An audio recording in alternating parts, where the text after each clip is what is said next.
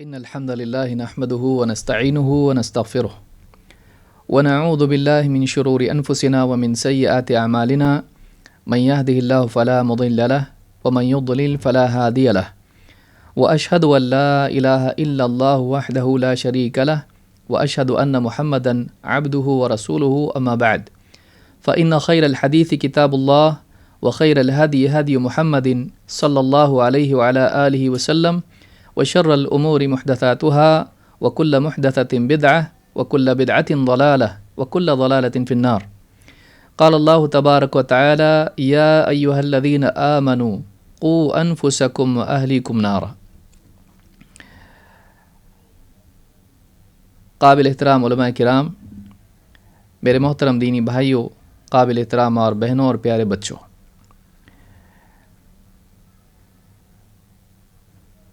ینبو جالیات کے تحت 10 ہفتوں کا مستقل ایک بچوں کا تربیتی و تعلیمی پروگرام منعقد کیا گیا، جس میں بچوں کو دین کی بالکل بنیادی باتیں تفصیل کے ساتھ سکھائی گئیں۔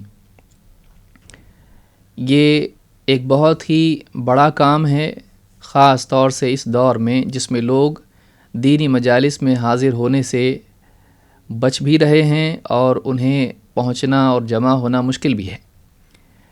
لیکن ان تمام دشواریوں کے باوجود ینبو جالیات کے ذمہ داران نے بچوں کی تربیت کے لیے اس طرح کا پروگرام منعقد کیا۔ یہ بہت ہی مبارکباد کے اور شکریہ کے مستحق ہیں۔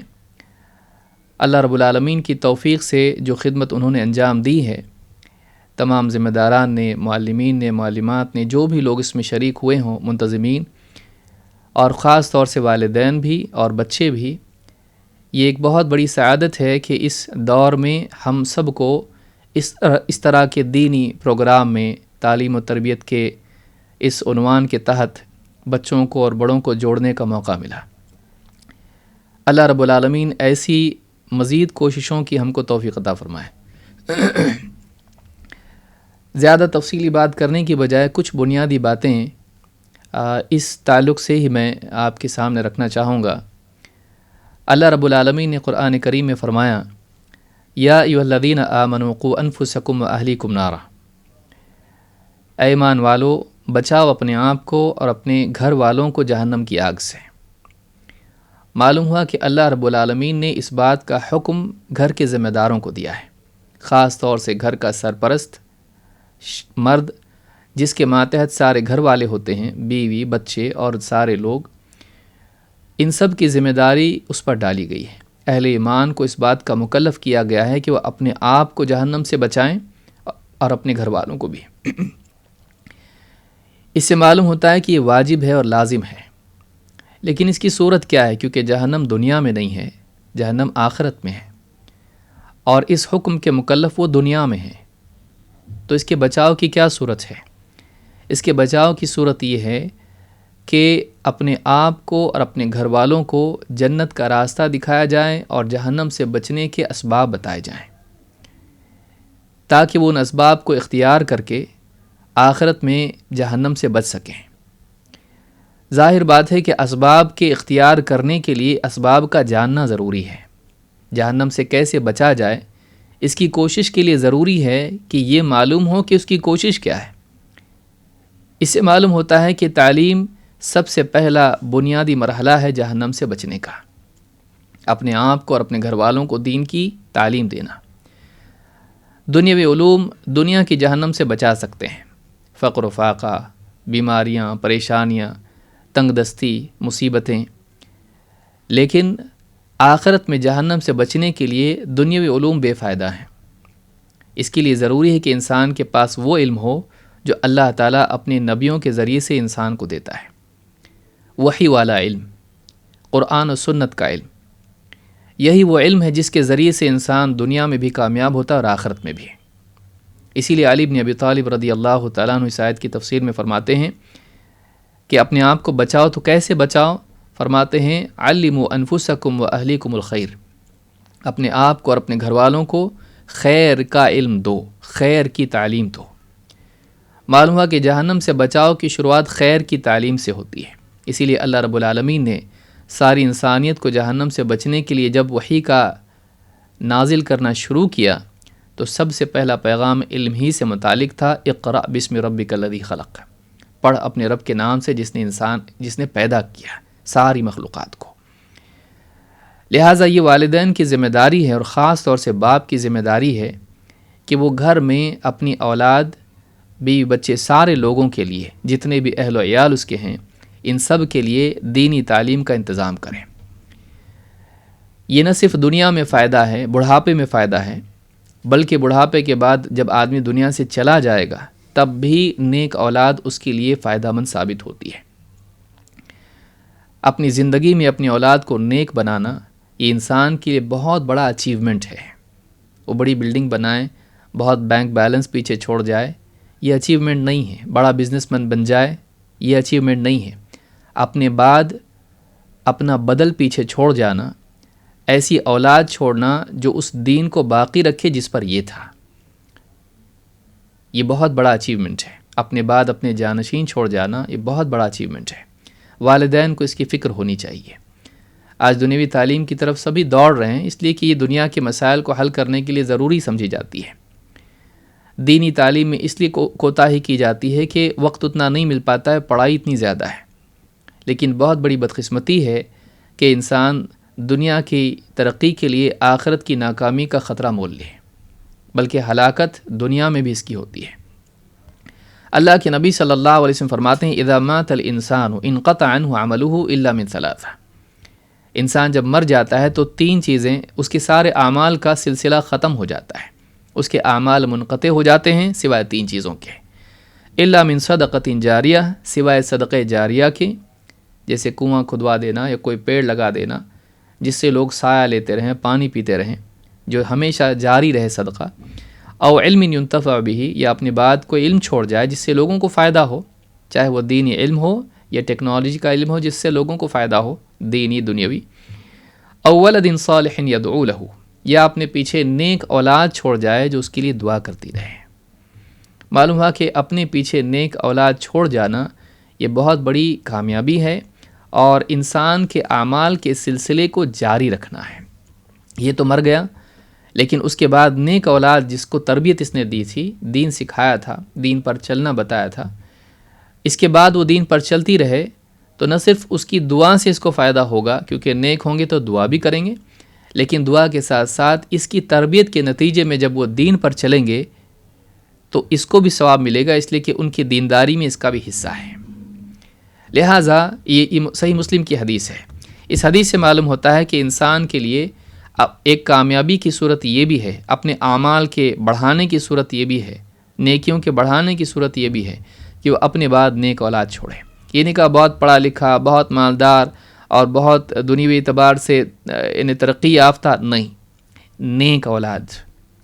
معلوم ہوا کہ انسان کی کوششوں کا حاصل یہ ہے کہ وہ اپنے بعد نیک اولاد چھوڑ جائے، لیکن ہم کیا سوچتے ہیں کہ یہ اپنے پاؤں پہ کھڑا ہو جائے، دنیوی اعتبار سے ترقی یافتہ ہو جائے، پڑھا لکھا ہو، سب کچھ اچھا ہے، لیکن یہ سب ہونے کے بعد اگر وہ نیک نہ ہو تو کیا فائدہ؟ ایسی اولاد کس فائدے کی جو آپ کے بعد آپ کو بھول جائے؟ آپ نے پرورش اتنی سب کچھ کی، جو آپ کو یاد نہیں رکھ سکا وہ اللہ کو کیا یاد رکھے گا؟ آپ نے بچپن سے پالا پوسا، آپ کو اس نے دیکھا، آپ نے اس کو کھلایا پلایا، سب کچھ کیا، اس کے لیے قربانیاں دی، ایجوکیشن کے لیے لاکھوں ہزاروں خرچہ کی، اس کے بعد بھی اگر وہ آپ کو بھول جائے تو اللہ کو کیسے یاد رکھے گا؟ تو یہ سوچنے کی چیز ہے کہ بچے کو شروعات سے دینداری سکھائی جائے، یہ بہت بڑی کامیابی ہے۔ اللہ کے نبی صلی اللہ علیہ وسلم فرماتے ہیں، ان اللہ عز وجل لیرفع الدرجۃ للعبد الصالح فی الجنہ، اللہ تعالیٰ آخرت میں ایک نیک بندے کے لیے جنت میں اس کا مرتبہ اور اونچا کر دے گا۔ جنت میں گیا لیکن جنت کا درجہ اس کے لیے اونچا کر دیا جائے گا، اور اوپر کے لیول پر جا۔ فیقول یا ربی انّ لی ہذہ، کہے گا اے میرے رب یہ مجھے کیسے مل گیا؟ میرے اعمال تو اتنے زیادہ نہیں تھے، ٹھیک ہے جنت میں آ گیا، لیکن اتنا اونچا مرتبہ یہ کیسے مل گیا مجھ کو؟ فیقول باستغفار ولدک لک، اللہ تعالیٰ اس سے فرمائے گا تیری اولاد کے تیرے لیے استغفار کرنے کی وجہ سے، تیرے مرنے کے بعد تیری اولاد نے تیرے لیے مغفرت کی دعائیں اتنی کی کہ تیرا مرتبہ ان کی دعاؤں کی وجہ سے اونچا کر دیا گیا۔ دیکھیے آپ اپنی زندگی میں جو نہیں کر پائے، آپ کی اولاد آپ کے لیے ذریعہ بن سکتی ہے آپ کے جنتی سفر کی تکمیل کے لیے، آپ کے جنت کے مراتب میں ترقی کے حصول کے لیے آپ کا بدل، آپ کی کوششوں کا بدل اولاد بن سکتی ہے۔ اگر وہ دنیا کے کمانے میں لگ جائے، کروڑ پتی بن جائے، آپ کا کیا؟ اگر وہ دیندار بن جائے، غریب بھی رہے، تب بھی آپ کامیاب ہیں۔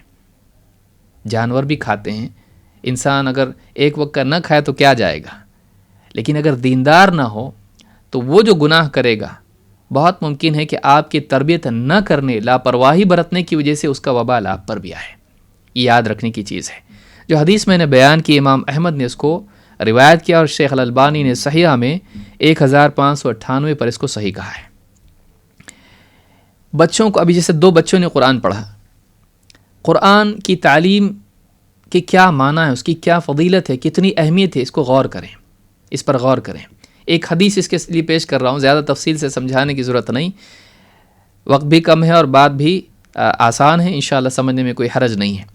اللہ کے نبی صلی اللہ علیہ وسلم فرماتے ہیں، من قرأ القرآن وتعلمہ وعمل به، جس شخص نے قرآن سیکھا، پڑھا، سیکھا اور اس پر عمل کیا، یعنی قرآن کی قرأت اس نے سیکھی، قرآن کے احکام اس نے سیکھے اور قرآن پر عمل اس نے زندگی میں کیا، پڑھنا، سیکھنا، عمل کرنا، البس یوم القیامت تاجا من نور، قیامت کے دن اس کو نور کا تاج پہنایا جائے گا، قیامت کے دن اس کو نور کا تاج پہنایا جائے گا، ضوءہ مثل ضوء الشمس، جس کی روشنی، جس کا نور کیسا ہوگا، اس کی چمک، اس کی روشنی ایسی ہوگی جیسے سورج کی ہوتی ہے، ایک دم روشن، برائٹ، ایسا سورج کی طرح اس کی روشنی ہوگی۔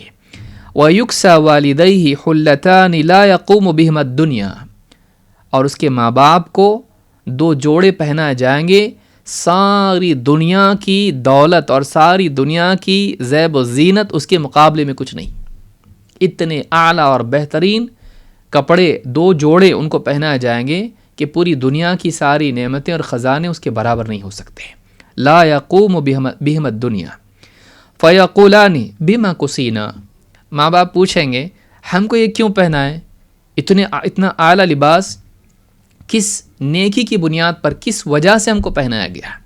فیقال بأخذ ولدکما القرآن، ان سے کہا جائے گا تمہارے بچے نے جو قرآن سیکھا، تمہاری اولاد نے جو قرآن سیکھا، اس کے بدلے تم کو دیا جا رہا ہے۔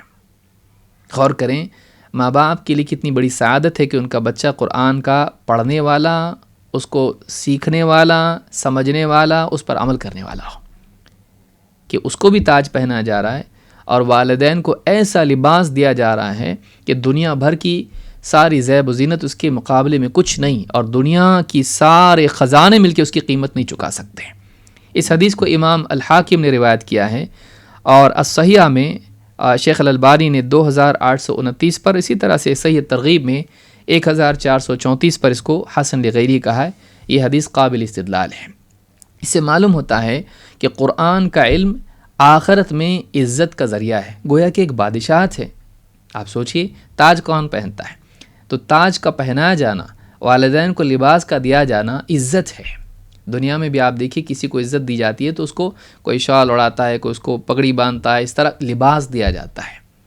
لباس کا عطا کرنا ایک عزت کی چیز ہے، تو لباس عزت ہے۔ لباس دین کے لیے بھی حدیثوں میں خواب میں آئے تو دین ہے اس سے مراد، تو یہ بہت بڑی چیز ہے۔ اس کے بدلے، ان کی دینداری کے بدلے ان کو لباس دیا جائے گا، روشن لباس، نورانی لباس، یا جو بھی عزت والا لباس جس کو آپ کہیں۔ یہ کس بنیاد پر ہے؟ قرآن کی بنیاد پر۔ حدیث کا علم آپ دیکھیے، بچوں کو دین کا علم سکھانا۔ عبداللہ ابن عبید ابن عمیر کہتے ہیں وقف عمرو بن العاص علی حلقۃ من قریش، عمرو بن عاص رضی اللہ تعالیٰ عنہ قریش کے ایک حلقے پر لوگ دائرے بنا کے دین کا علم مسجد میں سیکھنے سکھانے کے لیے بیٹھے ہوئے تھے، تو وہاں پہنچے اور جا کے رکے۔ فقال ما لکم قد طرحتم هذه الاغیلمہ، انہوں نے پوچھا یہ جو نوجوان ہیں یا لڑکے ہیں، انہیں تم نے کیوں اپنی یعنی مجالس سے دور کر دیا؟ لا تفعلوا، ایسا مت کرو، وأوسعوا لهم في المجلس، بلکہ انہیں اپنی مجلس میں بٹھایا کرو، اپنی مجلسوں کو ان کے لیے وسیع کرو، ان کے بیٹھنے کے لیے جگہ بناؤ، تم ہی بوڑھے بوڑھے بڑے بڑے لوگ بیٹھ گئے، بس بچوں کو تم نے اس سے حد دور کر دیا۔ بچوں کو بھی ایسے بچے جو غلام کہلا سکتے ہیں، تھوڑے بڑے ہوتے ہیں، سمجھ رکھتے ہیں، وہ ایسے بچوں کو بھی اپنی مجلس میں بٹھایا کرو۔ وَأَسْمِعُوهُمُ الْحَدِيث، اور انہیں حدیث سناؤ۔ وَأَفْهِمُوهُمْ إِيَّاهُ، اور انہیں حدیث سمجھاؤ۔ فَإِنَّهُمْ صِغَارُ قَوْمٍ، اس لیے کہ آج وہ قوم کے چھوٹے ہیں۔ أَوْشَكَ أَن يَكُونُوا كِبَارَ قَوْمٍ، بہت قریب ہے کہ وہ اپنی قوم کے بڑے بن جائیں۔ وَقَدْ كُنْتُمْ صِغَارَ قَوْمٍ، تم خود بھی اپنی قوم میں چھوٹے تھے کل تک۔ فَأَنْتُمُ الْيَوْمَ كِبَارَ قَوْمٍ، اور آج تم قوم کے کبار ہو۔ فَأَنْتُمُ الْيَوْمَ كِبَارُ قَوْمٍ، کل تم چھوٹے تھے، آج تم قوم کے ذمہ دار ہو، بڑے ہو۔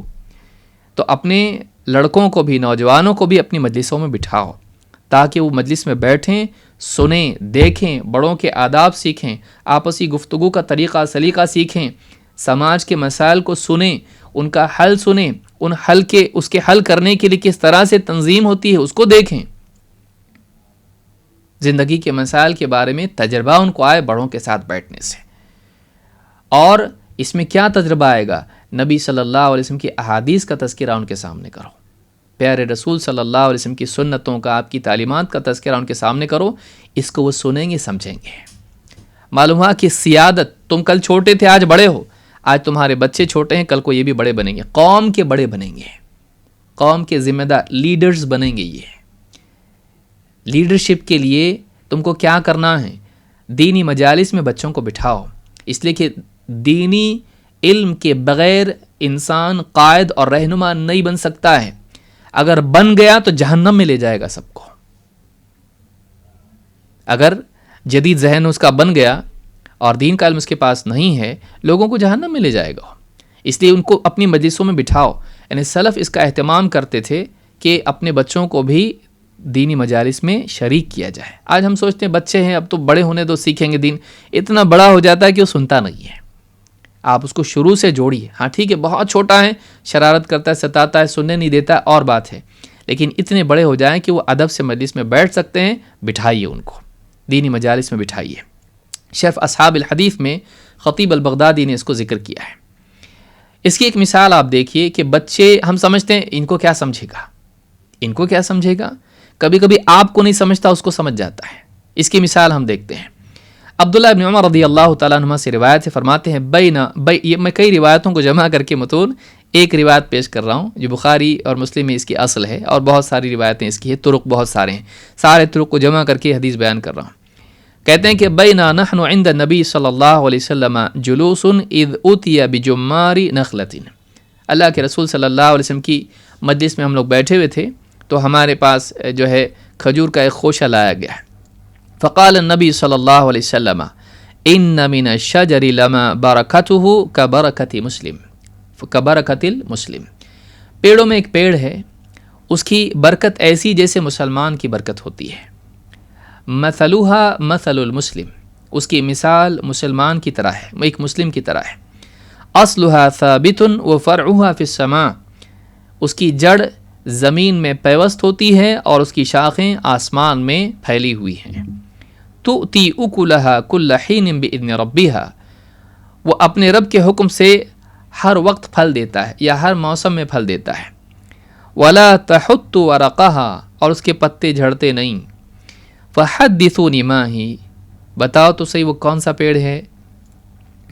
فجعل القوم يذكرون شجرا من شجر البوادی، صحابہ میں سے جو لوگ مجلس میں بیٹھے ہوئے تھے، بڑے بڑے لوگ، انہوں نے ایک پیڑ کے بارے میں کہنا شروع کہ شاید یہ وہ پیڑ ہے جو یعنی بوادی میں، بادیہ میں، جنگل دیہات میں رہتا ہے، اس پیڑ کے بارے میں سمجھا کہ شاید یہ پیڑ ہے۔ فظننت، ابن عمر کہتے ہیں، فظننت انه یعنی النخلہ، کہتے ہیں میرے دل میں یہ بات آئی کہ شاید وہ کھجور کا ہی پیڑ ہوگا، کھجور کا پیڑ ہوگا۔ فاردت ان اقول ہی النخلۃ یا رسول اللہ، میں نے ارادہ بھی کیا کہ بول دوں اللہ کے رسول وہ کھجور کا پیڑ ہے۔ ثم التفت، لیکن پھر میں نے یہاں وہاں دیکھا، فَإِذَا أَنَا عَاشِرُ عَشَرَةٍ، تو میں نے دیکھا کہ 10 لوگ ہیں، 10 کا 10واں میں ہوں، 10 لوگوں میں سے۔ أَنَا أَحْدَثُهُمْ، ان سب میں سب سے کم عمر میں ہوں۔ فَاسْتَحْيَيْتُ، تو مجھے بولنے میں شرم آئی، حیا محسوس ہوئی۔ وَرَأَيْتُ أَبَا بَكْرٍ وَعُمَرَ لَا يَتَكَلَّمَانِ، اور میں نے دیکھا کہ اسی مجلس میں ابو بکر و عمر رضی اللہ تعالیٰ عنہما ہیں، وہ دونوں کچھ نہیں بول رہے۔ فَمَنَعَنِي مَكَانُ أَبِي، تو اپنے باپ اپنے والد کے ادب کی وجہ سے، مقام کی وجہ سے میں خاموش رہا، نہیں بولا۔ فَكَرِهْتُ أَنْ أَتَكَلَّمَ، مجھے مناسب نہیں لگا کہ باپ کی، بڑوں کی موجودگی میں کوئی نہیں بول رہا اور میں چھوٹا بولوں۔ فَسَكَتْتُ، میں چپ ہو گیا۔ فَلَمَّا لَمْ يَتَكَلَّمَ، جب آپ صلی اللہ علیہ وسلم نے دیکھا کہ یعنی کوئی بھی جواب نہیں دے رہا ہے، فقال النبی صلی اللہ علیہ وسلم ہی النخلہ، آپ نے کہا وہ کھجور کا پیڑ ہے۔ فلما قمنا قلت لعمر، جب مجلس ختم ہوئی ہم اٹھے تو میں نے حضرت عمر رضی اللہ تعالیٰ عنہ کے والد ان سے کہا، یا ابتا واللہ لقد کان وقع فی نفسی انہا النخلہ، کہا والد صاحب اللہ کی قسم میرے دل میں بات آئی تھی کہ وہ کھجور کا پیڑ ہے۔ فقال یا بنی ما منعک ان تکلم، کہا بیٹے تم کیوں نہیں بتائیں، کیوں جواب نہیں دیا تم نے سوال کا؟ رسول صلی اللہ علیہ وسلم پوچھ رہے ہیں۔ قال لم ارکم تکلمون، میں نے دیکھا آپ لوگ نہیں بول رہے ہیں۔ فکرہت ان اتکلم او اقول شیئا، ٹھیک نہیں لگا کہ میں آپ لوگ خاموش اور میں بولوں، بڑوں کی موجودگی میں چھوٹا بولیں۔ قال عمر لأن تکون قلتها احب الی من کذا وکذا، اگر تم جواب دے دیتے تو مجھے یہ فلاں فلاں چیز سے بھی زیادہ محبوب ہوتا۔ ایک روایت میں فرماتے ہیں احسبہ قال حمر النعم، عرب کے سرخ مہنگے مہنگے اونٹ، سرخ اونٹوں سے زیادہ مجھے یہ چیز پسند ہوتی ہے۔ مال غنیمت مل جائے اس سے بڑھ کے تھا کہ تو بول دیتا، نبی صلی اللہ علیہ وسلم کی سوال کا جواب دیتا، پوری مجلس میں کوئی نہیں بول پایا اور تو بولا۔ اس حدیث کو امام البخاری اور مسلم نے روایت کیا ہے، سیاق بخاری کا، اور بہت سارے طرق اس کے ہیں، مختلف کتابوں میں حدیث موجود ہے۔ تو میں نے سارے طرق جمع کر کے حدیث پیش کی تاکہ سمجھنے میں پوری بات آسانی ہو۔ یہاں سوچنے کی بات یہ ہے کہ ایک بچے کی سمجھ میں آیا، کم عمر نوجوان کی سمجھ میں آیا، لیکن باقی لوگ ابو بکر و عمر رضی اللہ تعالیٰ عنہ ہیں وہ خاموش ہیں، لیکن ان کے دل میں بات آئی تھی۔ تو سوچنے کی چیز یہ ہے کہ بعض اوقات بعض باتیں بچے بھی سمجھ سکتے ہیں، لہٰذا ان کو محروم نہیں رکھنا چاہیے۔ ان کو بچہ ہے اس کو کیا سمجھتا ہے، ابھی نہیں، اس کی عمر نہیں ہوئی، ہم اس کو ٹالتے رہتے ہیں، حالانکہ ان کے اندر صلاحیت ہوتی ہے۔ ہم بچوں کی صلاحیتوں کا لحاظ کریں، انہیں ان کی صلاحیتوں کو پہچانیں اور ان کو ترقی دینے کی کوشش کریں۔ اور نبی صلی اللہ علیہ وسلم کی مجلس میں بچے لائے جاتے تھے، ہم بھی اپنے بچوں کو دینی مجالس میں دروس میں اپنے ساتھ شریک کریں۔ گھر پہ ہی چھوڑ رہے ہیں، وہ کھیل رہا ہے، شرارت کر رہا ہے، اس کو اپنے ساتھ رکھیں، وہ سیکھتے سیکھتے سیکھے گا، حتی الامکان اس کی کوشش کریں۔ بہت چھوٹا ہے تو اور بات ہے، لیکن اتنا ہے کہ وہ بیٹھ سکتا ہے مجلس میں، بٹھائیے اس کو، سنے گا، سیکھتے سیکھتے سیکھے گا۔ تو یہ چیز آج اگر ہم لوگ کرنے لگے، اگلی نسل ہم جب چھوڑ کے جائیں گے اپنے بعد، تو یہ واقعی دین کی خدمت نبھانے والے، ذمہ داری نبھانے والے بنیں گے، ورنہ دھیرے دھیرے دنیا میں کھونے والے بنیں گے، ہمارے لیے بھی وبال بنیں گے، آنے والی آئندہ نسلوں کے لیے بھی وبال بنیں گے۔ اس لیے قرآن و سنت کا علم اپنی اولاد کو دینا، یہ سمجھداری ہے، کامیابی ہے۔ اللہ رب العالمین سے دعا ہے کہ اس طرح کی جتنی بھی کوششیں ہوئی ہیں اللہ تعالیٰ ان کو قبول فرمائے۔ میں نے سنا تقریباً 500 بچوں نے رجسٹر کیا تھا اور 250 بچوں نے امتحان دیا، اور والدین نے اس کے لیے خدمت انجام دی، بچوں کو برابر آن لائن درس اٹینڈ کرنے لگایا، اور اسی طرح سے معلمین ہیں اور اسی طرح سے ذمہ داران ہیں، سب کی کوششوں سے یہ کام مکمل ہوا۔ اللہ رب العالمین ان تمام کوششوں کو قبول فرمائے، اس میں مزید برکت عطا فرمائے، اور بچوں کو بھی اللہ رب العالمین کامیاب کریں۔ کچھ بچے میں سناؤں کہ 1-2 مارکس سے فیل ہوئے ہیں، میں سمجھتا ہوں وہ بھی پاس ہی ہیں۔ کوشش کرنا، پاس ہونا ہے، مارکس واکس کوئی چیز نہیں ہوتی ہے۔ ہاں ٹھیک ہے، زیادہ مارکس لینے والے ناراض بھی نہ ہوں، لیکن کم مارکس ملنے سے کچھ نہیں ہوتا ہے۔ ایک انسان کوشش کرے، اللہ کے نزدیک وہ کامیاب ہے۔ اللہ رب العالمین آپ سب کو اس کی بہترین بدلہ اور جزائے خیر عطا فرمائے۔ خاص طور سے معلم جو حضرات ہیں ان کو اللہ تعالیٰ بہترین جزا دے اور ان کی خدمت کو قبول فرمائے۔ اقول ھذا واستغفر اللہ لی ولکم۔